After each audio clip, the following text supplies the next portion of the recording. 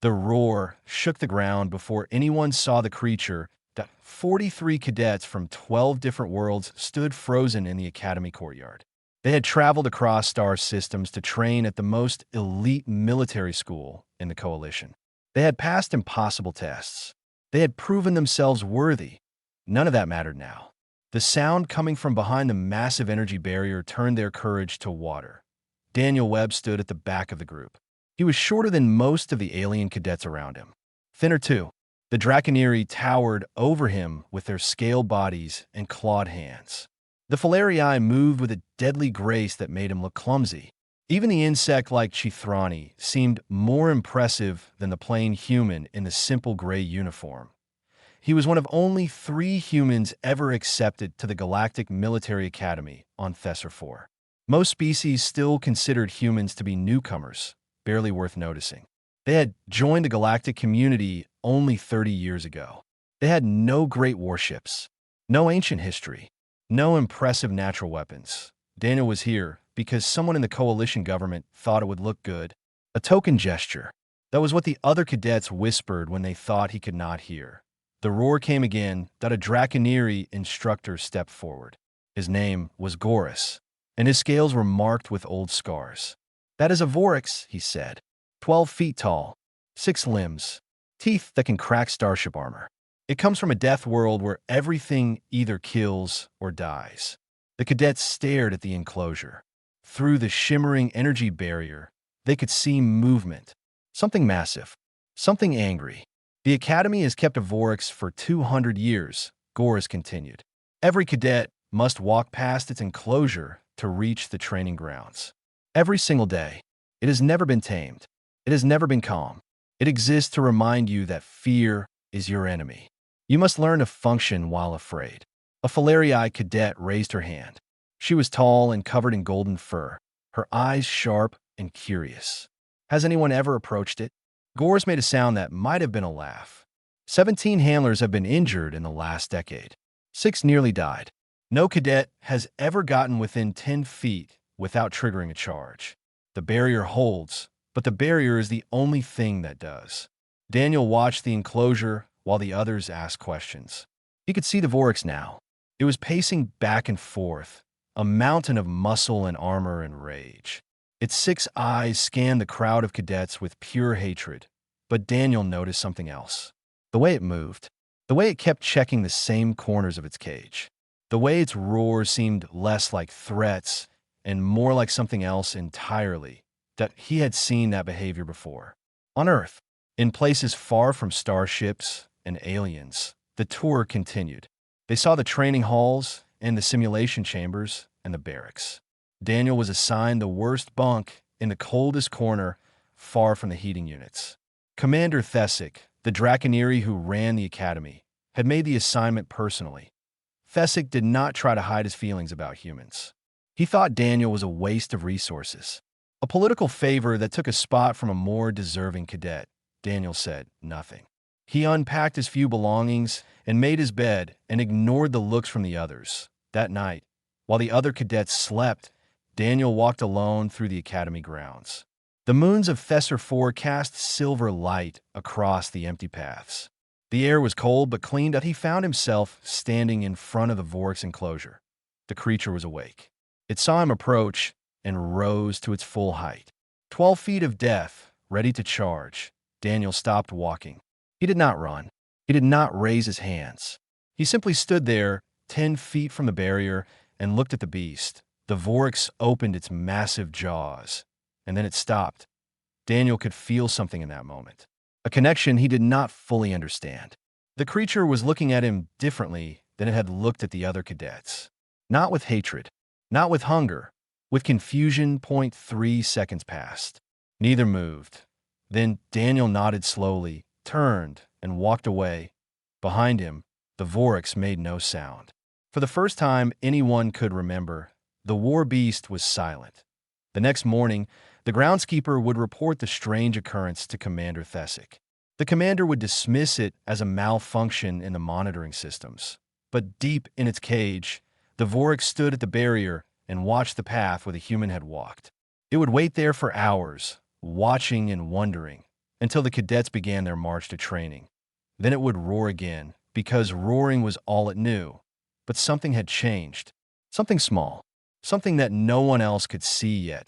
Somewhere in the back of its ancient mind, the war beast remembered what it felt like to be seen. Not as a monster. Not as a weapon. Just seen, and it would not forget. 3 weeks into training, the other cadets started noticing something strange. The vorax still roared. It still charged at the barrier when the Draconiri walked past. It still snapped its jaws at the Falarii and screamed at the Chief Thrani. Every species that approached the enclosure received the same treatment they had always received. Every species except one. Rena was the first to see it clearly. She was the Falarii cadet with golden fur who had asked about the creature on the first day. She had been walking behind Daniel on the way to combat training when she realized the roaring had stopped. The vorax was standing at the barrier, completely still. Its 6 eyes tracked Daniel as he walked past. No sound. No charge. Just watching. "What did you do to it?" she asked him later in the mess hall. Daniel looked up from his food. "Nothing. That is not nothing. That creature has terrorized this academy for 200 years. It has not just stopped for anyone." "I did not do anything," Daniel repeated. "I just walked past it, same as everyone else." But Rena was not convinced. She started paying attention. Every morning, she would position herself to watch Daniel pass the enclosure. Every morning, the same thing happened. The roaring stopped. The watching began. She was not the only one who noticed. The other cadets began to whisper. Some thought Daniel was using some kind of human technology. Others thought he was drugging the creature somehow. A few believed he had made some deal with dark forces. Commander Thesic heard the rumors and called Daniel to his office. "What are you doing to the vorax?" the commander demanded. His scales were dark with anger. "Nothing, sir. Do not lie to me, human. That creature does not simply become calm. It does not watch anyone peacefully. You're doing something. I'm not doing anything during the day, sir. I walk to training. I walk back. That is all." Thesic caught the careful wording. "During the day? What about at night?" Daniel was silent for a moment. "I visit the enclosure sometimes. After lights out." "You what?" "I sit near the barrier. I do not speak. I do not move. I just sit there." Thesic stared at him like he had lost his mind. "Why?" "Because it is alone," Daniel said simply. "And I know what that feels like." The commander dismissed him with a warning to stay away from the enclosure at night. Daniel agreed and left the office. He did not keep his promise. That evening, a massive thunderstorm rolled across Thesser 4. Lightning cracked the sky, and rain fell in sheets so thick you could barely see through them. The vorax went mad with fear and rage, throwing itself against the barrier again and again. The handlers retreated. There was nothing they could do when the creature got like this. They would wait for the storm to pass and hope the barrier held. Daniel slipped out of the barracks at midnight. The rain soaked him in seconds. The cold cut through his uniform like knives. He could barely see the path in front of him, but he kept walking until he reached the enclosure. The vorax was still raging. It saw him approach and screamed a challenge that shook his bones. Daniel sat down on the wet ground. Cross-legged, hands on his knees, eyes forward, the creature charged the barrier. The energy field crackled and sparked. Daniel did not move. It charged again and again. Daniel sat in the rain and waited. An hour passed. The storm continued, but the vorax's charges became slower. Less certain 0.2 hours. The creature was pacing now, not charging. Its eyes kept returning to the human who sat in the storm like a statue. 0.3 hours. The vorax lay down on the ground, its massive head facing Daniel through the barrier. By dawn, the storm had passed. The first rays of sunlight found Daniel still sitting there, soaked and shivering but unmoved. The vorax was sleeping peacefully for the first time in anyone's memory. Goris, the old handler, found him there. He stood for a long moment, staring at the impossible scene. "You're going to get yourself killed, human." "Maybe," Daniel said through chattering teeth. "That thing murdered its own pack when it was captured. It trusts nothing." "I know. Then why do you keep coming back?" Daniel finally turned to look at the old handler. His eyes were tired but certain.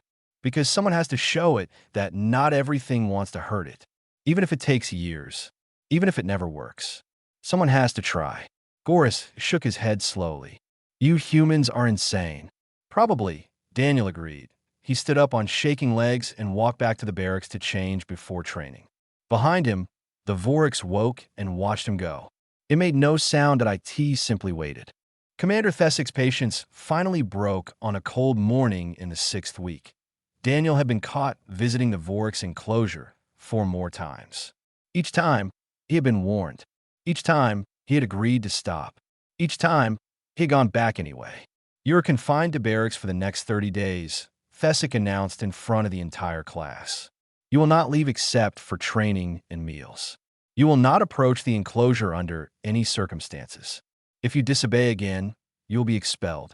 Daniel stood at attention and said nothing. The other cadets watched in silence. A few looked sympathetic. Most looked relieved that someone was finally stopping the human's strange behavior. Rena found him that evening in the barracks. He was sitting on his bunk, staring at the wall. You knew this would happen, she said. Yes. Then why did you keep going back? Daniel turned to look at her. Have you ever been completely alone? Not just for a day or a week. I mean truly alone. No family. No buck. No one who cares if you live or die. Rena's ears flattened against her head. No. Falarii are raised in large family groups. We are never alone. Humans are social creatures too, Daniel said. When we are isolated, something inside us breaks. We become angry, violent. We lash out at everything because everything feels like a threat. You think the vorax feels like that? I know it does. I have seen that kind of broken before. Back on Earth, I worked with animals that had been abused and abandoned. Wolves, bears, creatures that everyone else had given up on. And you healed them. Daniel shook his head. You cannot heal something like that. Not completely, but you can show them that not everything is pain. You can give them one thing that does not hurt. Sometimes that is enough. For 3 days, Daniel obeyed the confinement order. He went to training. He ate his meals. He returned to his bunk and stayed there. On the 4th day, Goris came to find him.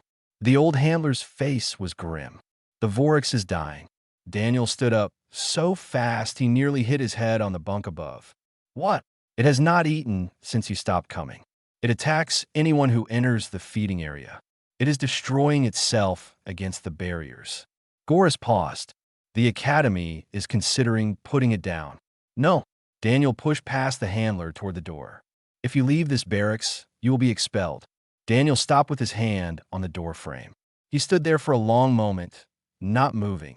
Then he turned around and walked back to his bunk. Rena found him an hour later. His hands were shaking. You have to go, she said. I cannot. Thesic will expel me. So let him. You came here to become an officer, but is that worth more than a life? Daniel looked at her. You do not understand. If I am expelled, I cannot help any of them. Not the vorax. Not the other creatures like it. I would just be one human on one planet, doing nothing. And if you stay here and let that creature die? He had no answer for that. That night, the Academy's alarm screamed to life. The vorax had broken through the first layer of barriers. Emergency teams rushed to contain it while cadets were ordered to shelter in place. Daniel did not shelter. He ran till he reached the enclosure to find chaos. Handlers fired stun weapons at the massive creature, but the shots only made it angrier. Blood poured from cuts where it had torn itself against the barriers.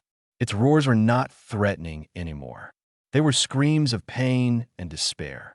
Get back, Goris shouted at Daniel. It will kill you. Daniel ignored him. He walked straight toward the damaged barrier, toward the gap where the vorax was trying to force its way through. The creature saw him and froze. For a terrible moment, no one moved. The handlers held their breath. The vorax's 6 eyes locked onto the human standing 10 feet away. Daniel slowly raised his hand and pressed it against the remaining barrier. I am here, he said quietly. I'm sorry I stayed away. I'm here now. The vorax made a sound that no one had ever heard before. A low, rumbling noise that seemed to come from deep in its chest. It pressed its massive head against the barrier, exactly where Daniel's hand rested. I will not leave again, Daniel promised. I do not care what they do to me. I will not leave. Behind him, Commander Thesic stood in the shadows, watching. He had come to see the vorax contained or destroyed. Instead, he saw something impossible. He saw a monster choose to be still, and he saw a human make a promise he had no power to keep. But somehow, watching them there together, the commander believed he would find a way. The distress signal came at the worst possible time. 2 months had passed since the barrier incident. Daniel had not been expelled. Commander Thesic had said nothing about that night, and the confinement order had quietly disappeared from the records. Daniel continued his nightly visits to the enclosure, and no one tried to stop him anymore. The vorax was changing. It still roared at other species, but the attacks on the barriers had stopped. It ate when the handlers brought food. Sometimes, late at night, it would make that strange rumbling sound when Daniel sat nearby. Goris called it a miracle. Daniel called it patience. Then the coalition cruiser Dawn's Edge crashed in the mountains north of the academy. 47 crew members, Thesic announced to the assembled cadets. They survived the impact, but their life support is failing. The terrain is too unstable for shuttle extraction. We will approach on foot. A holographic map appeared, showing the crash site. Between the academy and the ship was a canyon filled with native predators. Creatures that hunted in packs and feared nothing. We have 12 hours before the survivors run out of air, Thesic continued. This is not a training exercise. This is a rescue mission. Volunteers stepped forward. Every cadet stepped forward. Even the ones who did not like each other. Even the ones who had doubted their own courage. Thesic assigned teams and distributed equipment. Daniel was placed with Rena and a group of Draconiri cadets who had spent the past 2 months learning to respect the human they had once mocked. The march began at dawn. The canyon was 4 hours away at a fast pace. They made it 2 hours before the first attack. The canyon hunters came from the rocks like shadows. 8 feet tall, covered in dark scales, moving faster than anything that size should move. They hit the front of the column and killed 3 cadets before anyone could react. Plasma fire drove them back, but not for long. More kept coming. The column was pinned down, and the clock was still ticking. Thesic rallied the cadets and pushed forward, but they were losing time. Every 100 meters cost them casualties they could not afford. Daniel watched the creatures circling them. He watched the way they moved, the way they communicated with clicks and growls. They were not mindless. They were hunting, coordinating. "Commander," he said during a brief pause in the fighting. "The vorax." Thesic turned to stare at him. "What about it? It could clear this canyon. Nothing on this moon would challenge it. The vorax is uncontrollable. It would kill us before we took 10 steps. It would not kill me." The silence that followed was heavy. The other cadets looked between Daniel and the commander, waiting. "You are suggesting we release a Death World predator into the field," Thesic said slowly, "based on the hope that it will follow your commands." "Not commands," Daniel said. "It will not follow commands, but it will follow me. It trusts me." Trust. Thesic made the words sound ridiculous. That creature does not understand trust. Rena stepped forward. "I have watched him with the vorax for weeks, Commander. It is not what any of us believed. The human has done something that 200 years of handlers could not do. He has reached it." Other cadets nodded. Even the Draconiri who had once looked down on Daniel. Thesic looked at the canyon ahead, then at the sky. Time was running out. The survivors on the Dawn's Edge were dying while they stood here arguing. "If it kills anyone," the commander said finally, "I will hold you responsible." "I understand." They sent a fast shuttle back to the academy. 20 minutes later, it returned and hovered over the canyon. The vorax emerged from the cargo bay like a nightmare come to life. 12 feet of muscle and armor and teeth. Every cadet raised their weapons. The creature landed on the canyon floor and turned to face the group. Its 6 eyes swept across the gathered species, cataloging threats. A low growl built in its chest. Daniel walked forward. Alone. Unarmed. "Do not do this," Goris whispered from somewhere behind him. Daniel kept walking. 20 feet. 15. 10. 5. The vorax could have killed him with a single motion. One swipe of its claws. One snap of its jaws. Instead, it lowered its massive head until its eyes were level with Daniel's. Daniel placed his hand on the creature's muzzle. "I need your help," he said quietly. "People are dying. Will you come with me?" The vorax was still for a long moment. Then it bowed. Its head dropped lower, its front limbs bent, and it pressed its forehead against Daniel's chest. Behind them, 40 cadets watched in stunned silence. Commander Thesic's grip on his weapon slowly relaxed. Daniel turned and began walking toward the canyon. The vorax rose and followed at his side, its footsteps shaking the ground. "Move out," Thesic ordered, his voice rough. "Stay behind the creature. And someone start recording this. No one is going to believe it otherwise." The canyon hunters fled before the vorax like leaves before a storm. Daniel walked at the front of the column with a massive creature beside him. The cadets behind them had stopped talking. They just watched in amazement as predators that had killed their friends disappeared into the rocks at the first sight of the war beast. Nothing challenged them. Nothing dared. Rena jogged forward to walk beside Daniel. "How does it feel, having that thing follow you like a pet?" "It is not a pet," Daniel said quietly. "It is a partner. There is a difference." "What difference?" "A pet follows because it has to. A partner follows because it chooses to." The vorax made a rumbling sound in its chest. Almost like agreement, they covered ground faster than anyone had expected. The path that should have taken 6 more hours of fighting took only 2 hours of walking.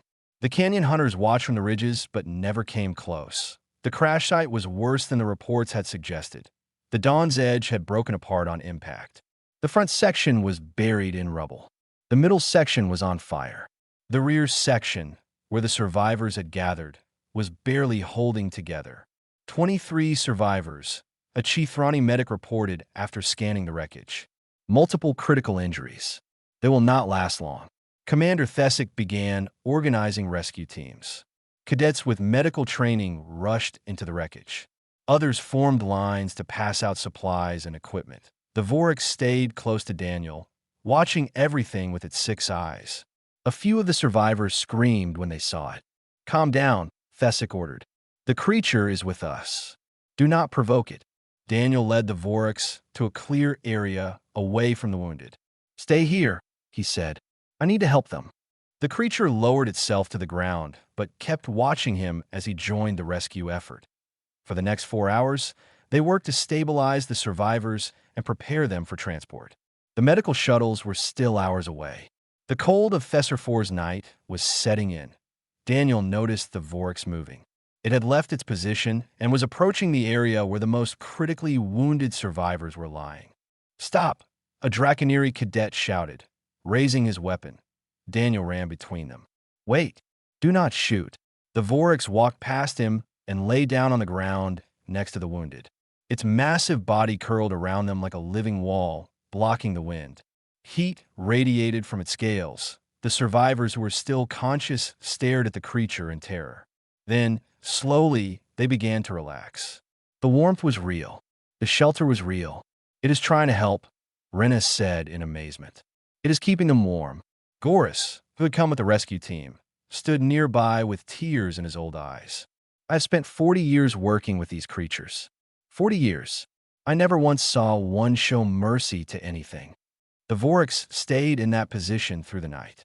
When the medical shuttles finally arrived at dawn, the survivors it had protected were stable enough to transport.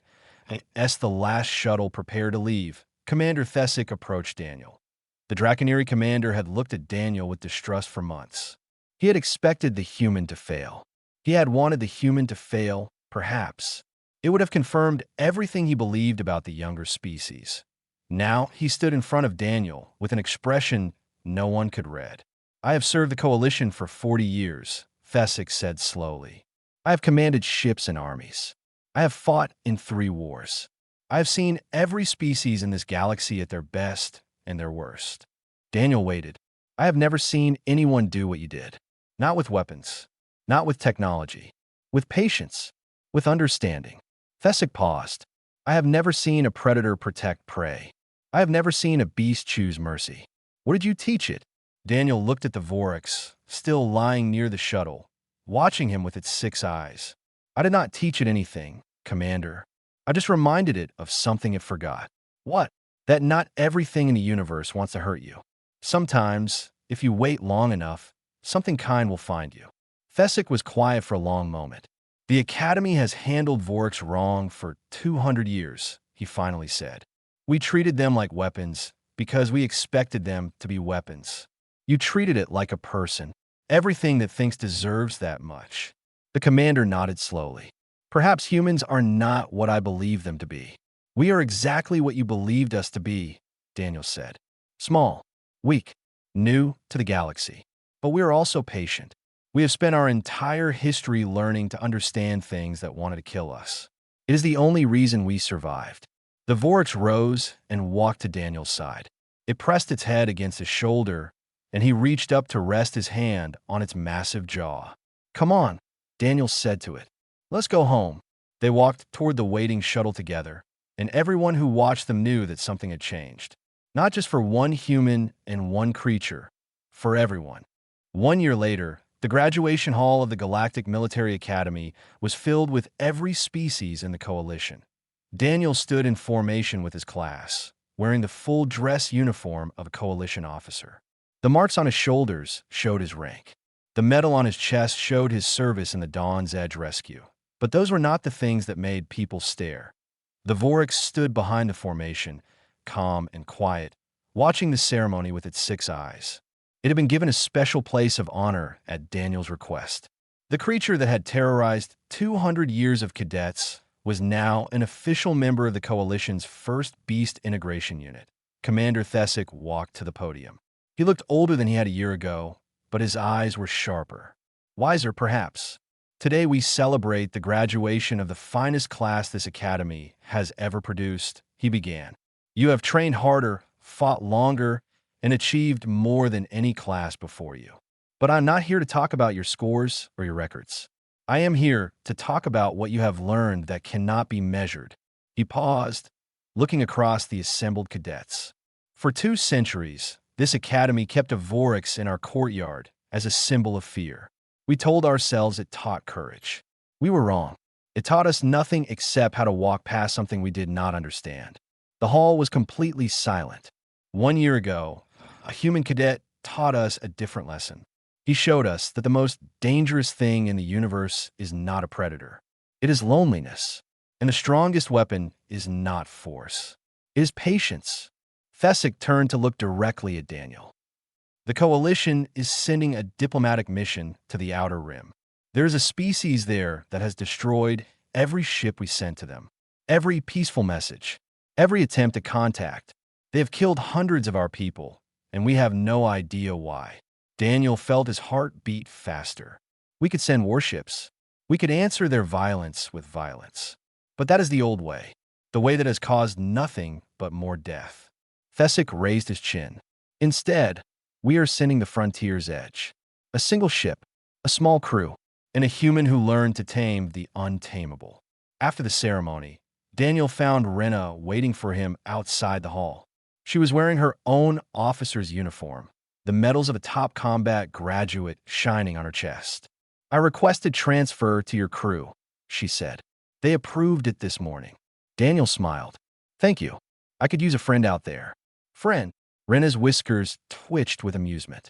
I prefer a partner. There is a difference, remember? The vorax approached them, its massive footsteps making the ground shake. It lowered its head to Daniel's level and made that low rumbling sound that had become familiar over the past year. The ship leaves tomorrow, Daniel said, reaching up to touch the creature's muzzle. Are you ready? The vorax pressed against his hand in answer. A young Draconiri cadet approached nervously. He had just completed his first year and still flinched when the war beast looked at him. Sir, he said to Daniel, how do humans do it? How do you understand beasts? Daniel considered the question for a moment. Humans spent 10,000 years learning to understand each other first, he said. We fought wars over skin color and religion and borders on a map. We nearly destroyed ourselves 100 times. But eventually, we learned that the things that make us different are less important than the things we share. He looked at the vorax, then at Rena, then at the Draconiri cadet. Every creature that thinks is afraid of something. Every creature that feels is lonely sometimes. When you understand that, understanding everything else becomes easier. The cadet nodded slowly, though Daniel was not sure he fully understood. That was all right. It had taken Daniel years to learn these lessons. The cadet would learn them too, in time. The next day, the Frontier's Edge launched toward the Outer Rim. It was a small ship with a crew of 42. Humans, Draconiri, Falarii, and one vorax who slept in a specially designed cargo bay next to the captain's quarters, and no one knew what waited for them at the edge of known space. No one knew if the hostile species would listen or if they would attack like they had attacked everyone else. But as Daniel stood on the bridge of his first command, watching the stars stretch into lines as the ship jumped to faster-than-light speed, he felt something he had not expected: hope. The galaxy was vast and full of dangers. There were species that hated each other for reasons no one remembered. There were wars that had lasted longer than human civilization. There were creatures that every other race had given up on. But if a human could teach a war beast to show mercy, then perhaps anything was possible. Perhaps even the most hostile species in the universe was just waiting for someone patient enough to understand them. The vorax stirred in its sleep, dreaming whatever dreams a 12-foot predator dreams. Once, it had been alone and full of rage. Now, it was part of something larger, and somewhere across the stars, another species waited to learn the lesson that Daniel had spent his whole life teaching: that the most powerful force in the universe was not destruction, it was connection.